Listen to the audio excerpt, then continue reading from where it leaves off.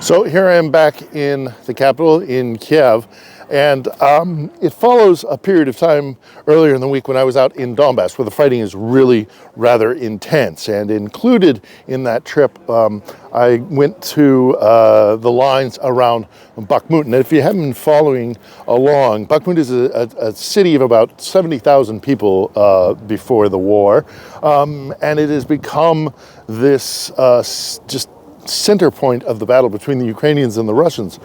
For some reason, the Russians are determined to take it. Now, it might be because they think it's strategically important, given its place in the roadways in Donbas. But, you know, there's a whole network of roadways in the Donbas.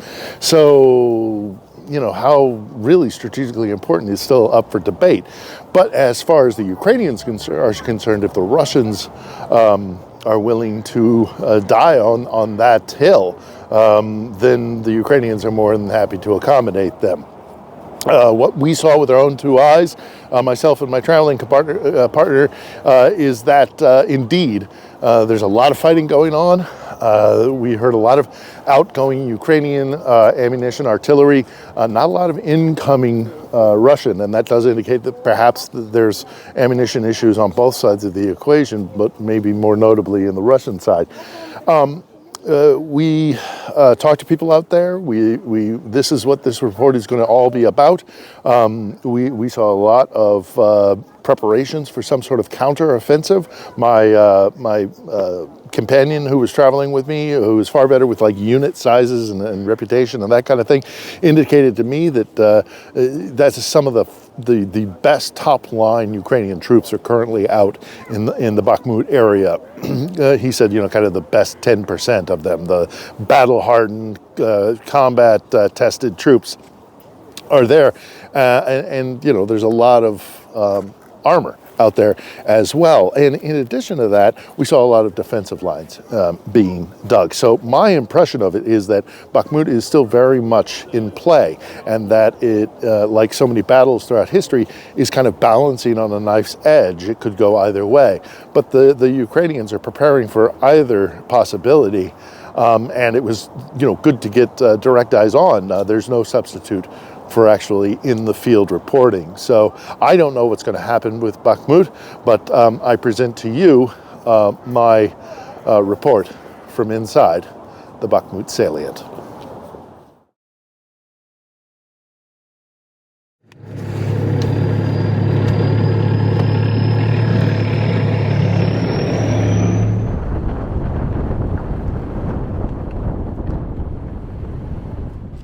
It's a town called Chasiv Yar. It's the next town just down the road from Bakhmut, and it's an active war zone, about as close to the front lines as I've actually gotten to in this war. There's almost constant outgoing fire, artillery fire that we have heard coming from Chasiv Yar, going towards Bakhmut. We're talking to some soldiers here, and the morale is high. They're using this as a staging area for the continued fight in Bakhmut.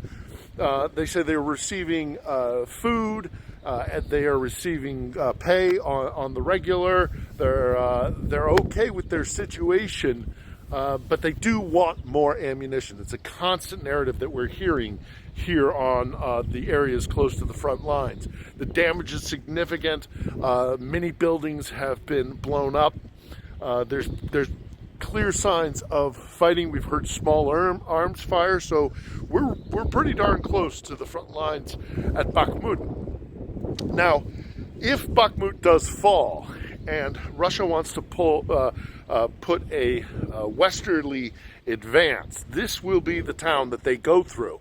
So there are fortifications being built here. This place is no doubt about it. We're in the conflict zone here. Okay. This young woman and her husband and dog were just talking to my colleague and said that they had finally decided to evacuate because the shelling has just become too intense.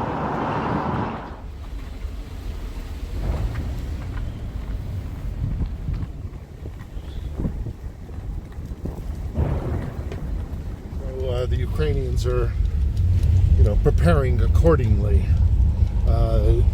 this is also currently being used as a place from where you can organize your forces to launch some sort of attack on Bakhmut itself.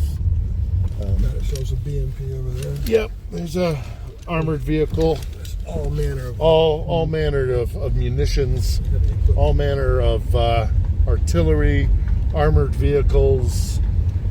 There's an intensification and a concentration of Ukrainian armed forces here along this battle line.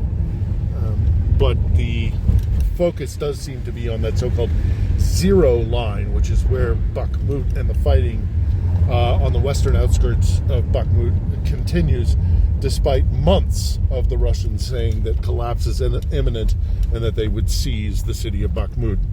All of this is combined into a wide stretching frontline area where the war is very active.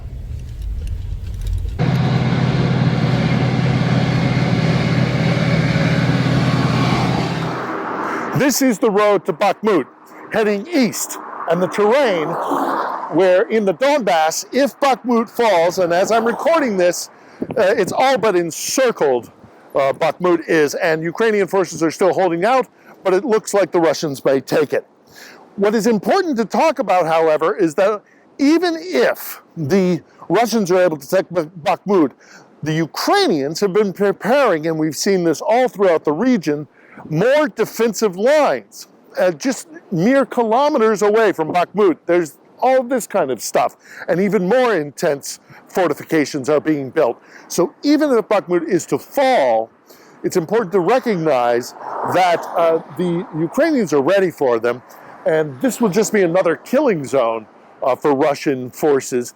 There will be no massive breakout of Russian forces where they sweep westerly direction because the Ukrainians are going to make them pay for every inch.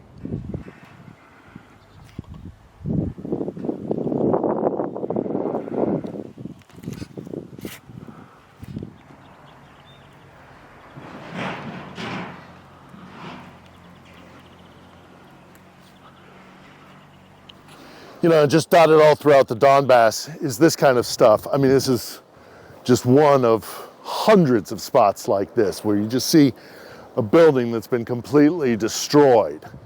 You see it dotted in other parts of the country, but when you get inside Donbas, and I'm currently kind of in the Sloviansk, Kramatorsk, even Bakhmut area, this is almost ubiquitous. It's everywhere.